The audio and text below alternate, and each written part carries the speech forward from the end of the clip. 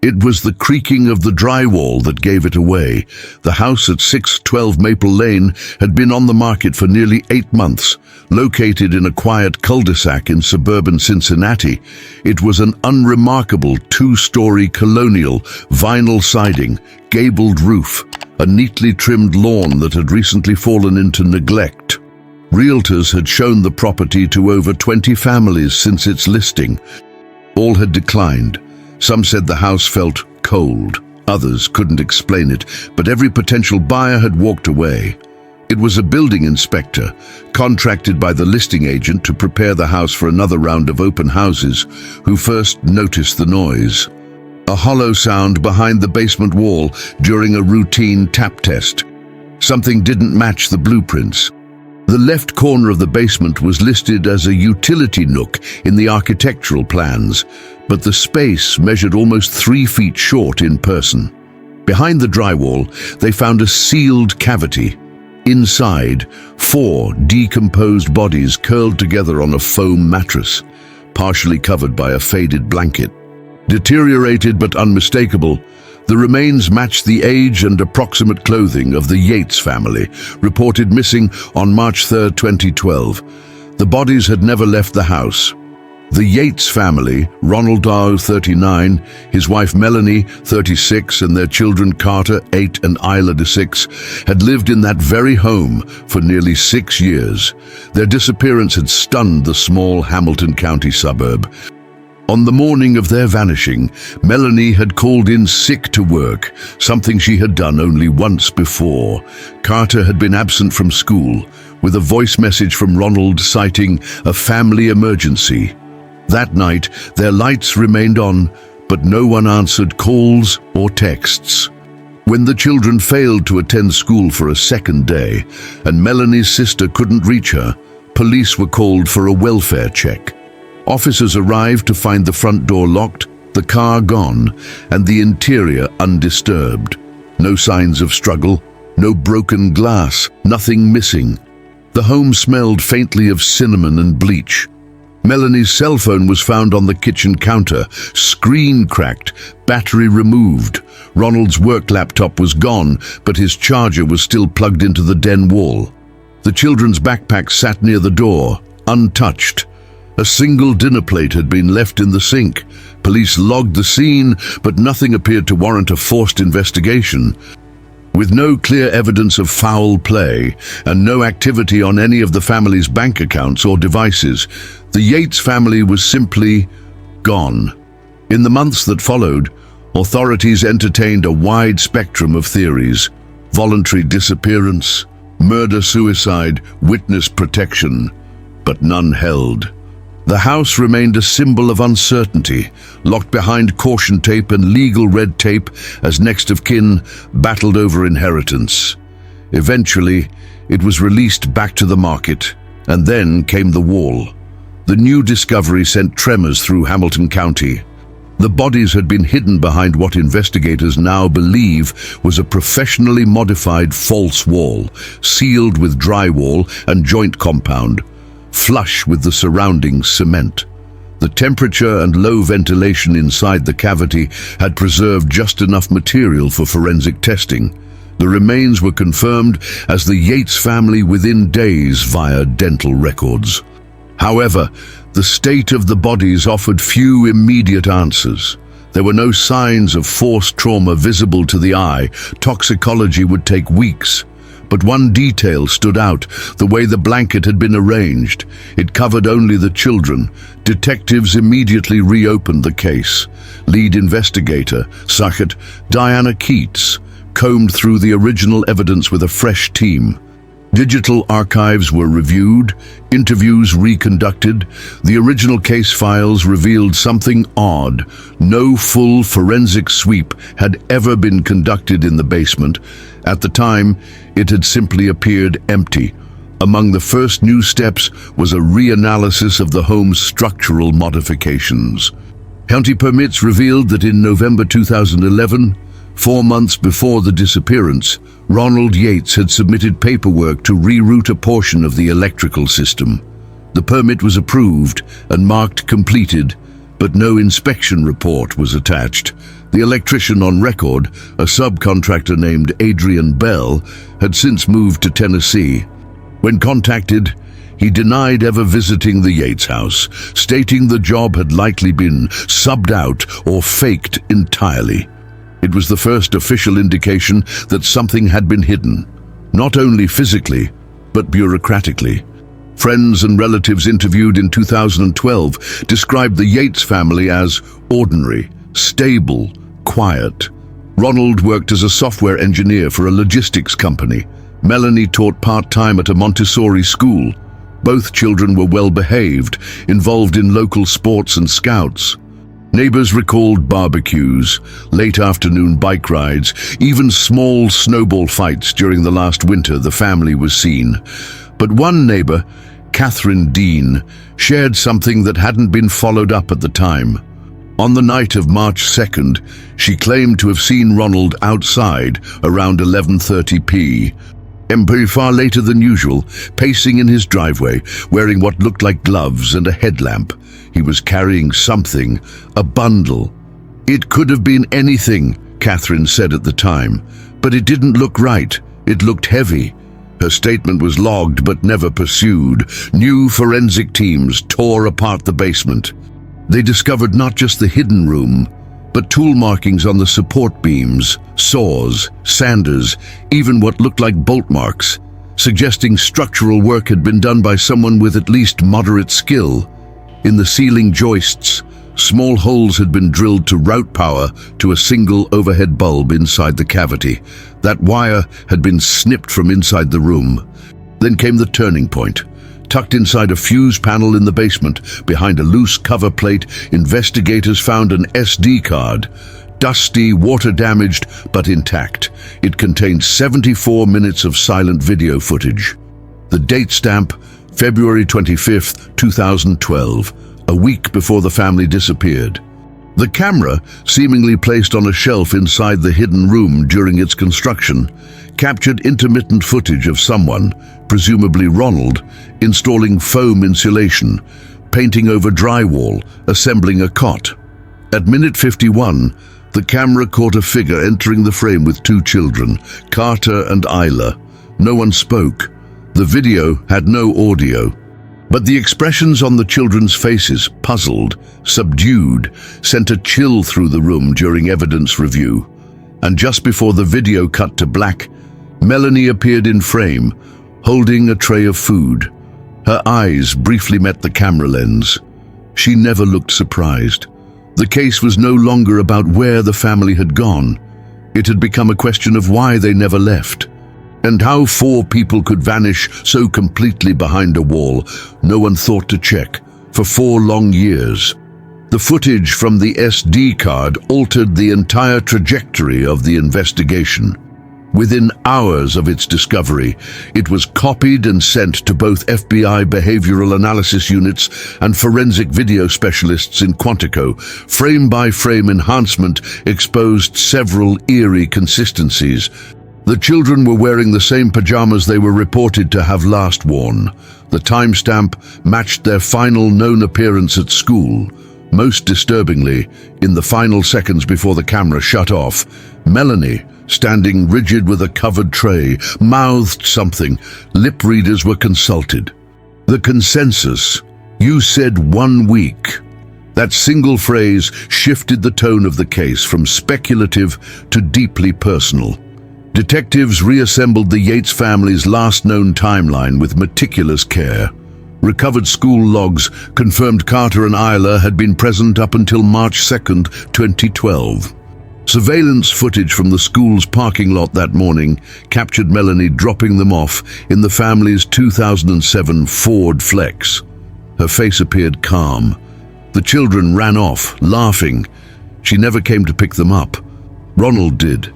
But Ronald had never picked them up before. That detail, missed in 2012, now stood out. Investigators located the original footage from outside Wilson Primary. It showed Ronald parked in the drop-off lane at 3:12 p.m. Exiting the vehicle, opening the rear doors, the children climbed in. He leaned down, as if whispering something to them, before looking directly into the rearview mirror for a solid 6 seconds. The footage ended there. The deeper they looked, the more contradictions emerged. Ronald's employer had no record of him logging into work systems between February 28th and March 2nd. His supervisor assumed he was on vacation. He'd submitted a PTO form 2 weeks earlier, citing family matters.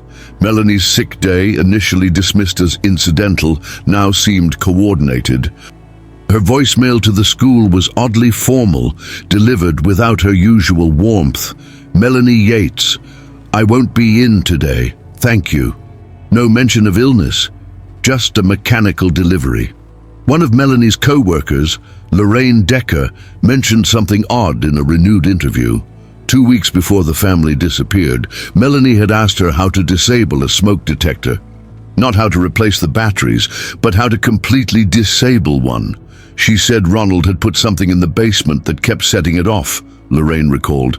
She seemed off that day, not scared, just tired. Detectives refocused their efforts on Ronald Yates. His background was stable, no prior arrests. A quiet man with a clean financial record. But buried deep in public databases, one detail emerged.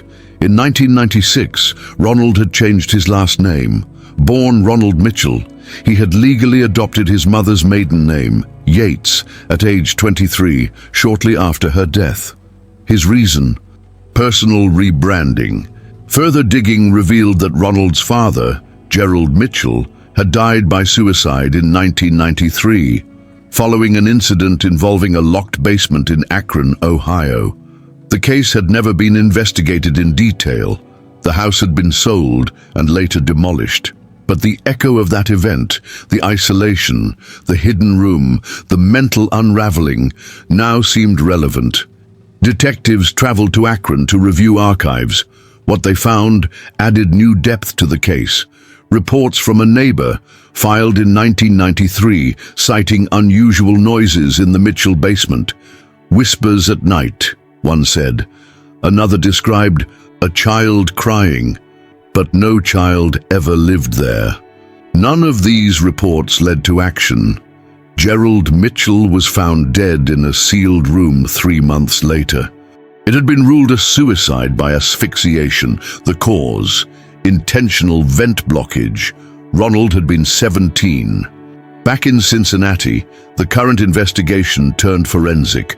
Partial DNA recovered from a plastic cup inside the hidden room confirmed the presence of all 4 family members. No foreign DNA was found. Trace analysis of the drywall showed it had been patched from the inside.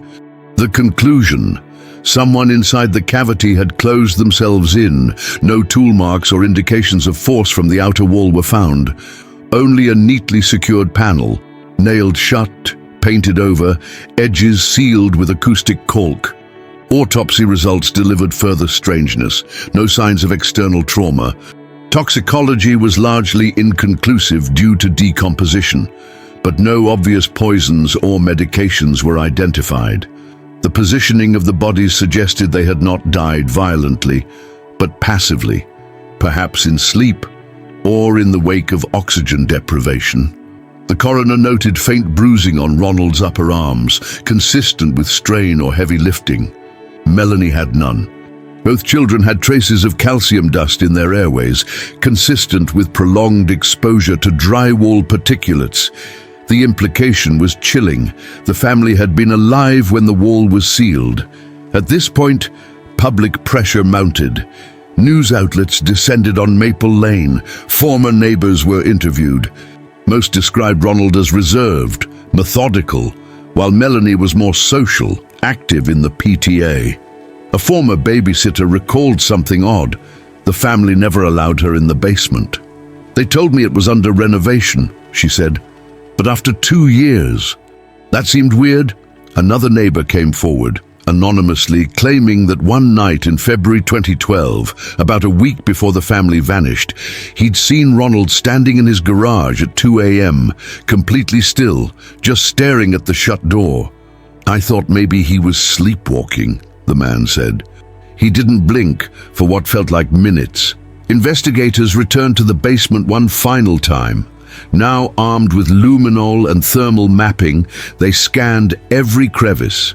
Behind an HVAC duct, above a joist, they discovered a hidden gap about the size of a shoebox. Inside, wrapped in plastic, was a notebook. Spiral-bound, water-damaged, the cover read only Feb-March 2012. Most pages were smudged beyond legibility, but some remained readable. What they found were fragments of what appeared to be Ronald's writing, short, terse entries. Feb 19, we are ready. Melanie understands now. Feb 23, no one will believe this, but we do. Feb 27, they're calmer now.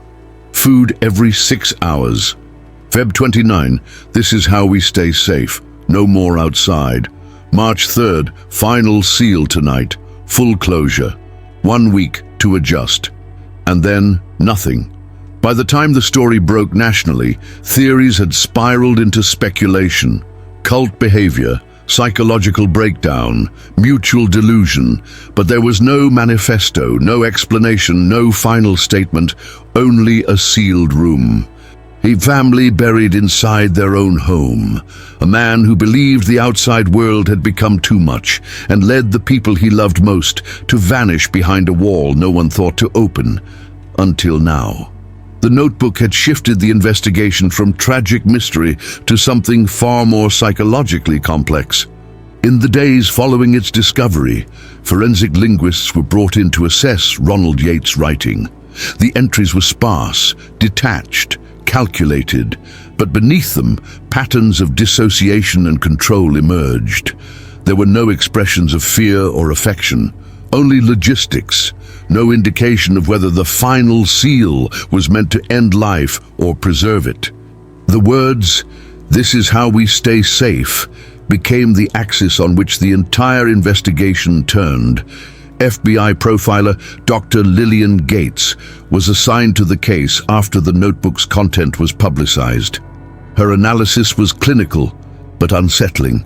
Ronald exhibited signs of high-functioning paranoid delusion, likely triggered by an untreated psychotic disorder.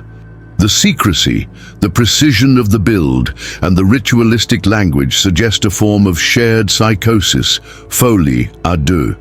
But what's rare here is the duration. These plans took months. Shared psychosis between Ronald and Melanie, a theory almost too horrifying to be true, but it aligned with another piece of evidence that had just resurfaced. 4 days after the basement discovery, a former home security technician named Evan Trask came forward.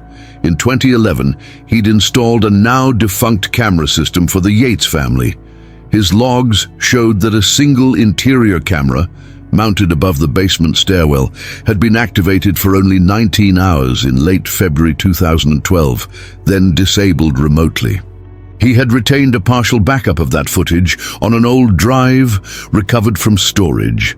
The video, recovered by the FBI's Digital Evidence Unit, contained just over 3 hours of usable content. In it, Ronald can be seen carrying building materials, drywall sheets, insulation, spackle. At one point, Melanie enters the frame. She hands him a cup of tea. They speak. He gestures toward the wall. Then, without prompting, Melanie kneels beside him and begins sealing the joint herself. There was no struggle, no hesitation. This was not a hostage scenario. This was something stranger. The focus turned to Ronald's job. A quiet programmer at a mid-level logistics firm, nothing sensitive. But his work laptop had never been recovered. The home office was sparse, stripped of hard drives. Only a printed diagram remained on the corkboard, a hand-drawn map with dates, satellite paths, and symbols no one could decipher. Encrypted data, conspiracy symbols. What had he believed was coming? Then came the final twist. 3 weeks after the SD card footage had gone viral, an anonymous package arrived at the Hamilton County Sheriff's Office. Inside, a labeled mini DV cassette, 2/26/12, 3:03 a.m., written in tight black marker. It was a home recording, grainy, static-filled, but unmistakably real.